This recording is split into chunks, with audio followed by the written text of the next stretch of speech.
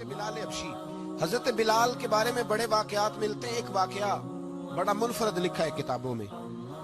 حضرت بلال سے لوگوں نے کہا آپ نبی پاک سے متاثر کیسے ہوئے؟ تو جناب بلال کہنے لگے میں زیادہ لوگوں کو مکے کے لوگوں کو جانتا ہی نہیں تھا، چونکہ میری ڈیوٹی تھی گھر میں کام کرنے کی، اور مجھے سخت سزا ملتی تھی امیہ بن خلف کی طرف سے. بلکہ تحقیق یہ ہے کہ یہ عبداللہ بن جدان کے غلام تھے. امیہ بن خلف نے تو جب انہوں نے کلمہ پڑھا تو پھر خریدا. عبداللہ بن جدان کہنے لگا میں فارغ نہیں، آپ لے لیں، آپ اس کو سزائیں دیں.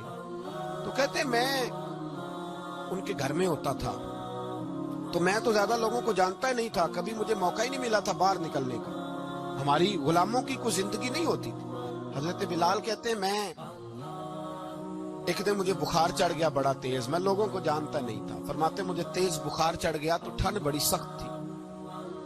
میرے مالک نے مجھے کئی کلو جوں دیے پیسنے کو چکی پہ. کہتے میں بیمار تھا تو میں نے کچھ دوائی لی جو اس وقت موجود ہوتی تھی. میں نے اوپر لحاف لیا، دودھ پیا تو مجھے نیند آ گئی. جب میں سویا تو میرا مالک آ گیا.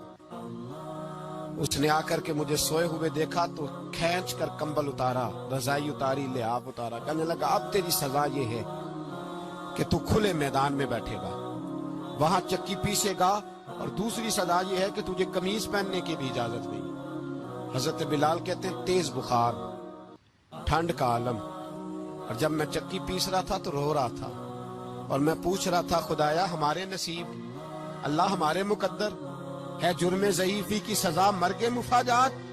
سیدنا بلال حبشی رضی اللہ تعالیٰ عنہ فرماتے ہیں میرے دروازے کے قریب سے رسول پاک گزرے اور مجھے ہائے ہائے کرتے دیکھا تو دستک دی. میں نے کہا کون ہے؟ دروازہ کھلے آ جاؤ. محبوب اندر آئے تو پوچھنے لگے کیوں رو رہے ہو؟ میں نے کہا جاؤ اپنا کام کرو، یہاں دکھ سارے پوچھتے ہیں مداوا کوئی نہیں کرتا، یہاں باتیں سارے سنتے ہیں، یہاں تقریریں سارے کرتے ہیں، حقوق غریباں پر بات سارے کرتے ہیں، مداوا کوئی نہیں کرتا، جاؤ اپنا کام کرو. کہتے ہیں میں نے سخت جملے کہے معاذ اللہ. حضور چلے گئے اور جب حضور جا رہے تھے تو میں کہہ رہا تھا بس جا رہے ہو نا، میں نے پہلے ہی کہا تھا جاؤ. کہتے ہیں قربان جاؤں. تھوڑی دیر گزری تو اللہ کے رسول کے ہاتھ میں گرم دودھ کا پیالہ تھا، کھجوریں تھی. حضور تشریف لائے اور کریم رسول نے مجھے کھجوریں دی، دودھ پلایا اور کہا چل جا کمبل میں بیٹھ جا. تو میں نے کہا چکی کون پیسے گا، وہ تو بڑا مارے گا.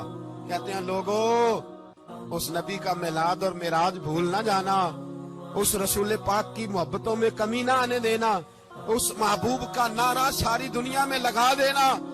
فرماتے ہیں میرے حبیب کے میں قربان جاؤں.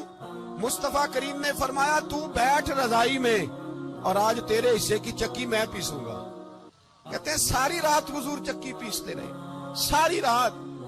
سویرے میں اٹھا اور میرے حبیب پاک نے مجھے وہ سارا کچھ دیا اور خود چلے گئے. اگلی رات پھر آئی تو حضور پھر آ گئے، مجھے پھر رضائی میں لٹایا، دودھ پلایا اور ساری رات چکی پیسی.